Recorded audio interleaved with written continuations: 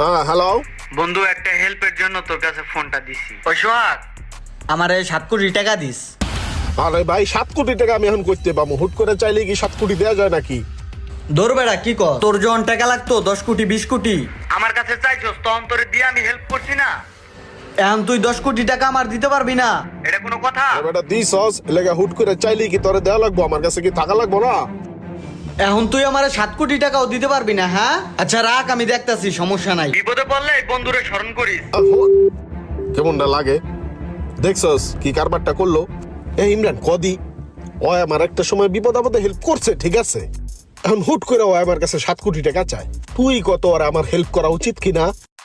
হ, আমার মতে তো হেল্প করা উচিত, কারণ তোর বন্ধু একসময় হেল্প করছে, সেক্ষেত্রে তোমার হেল্প করা উচিত বা।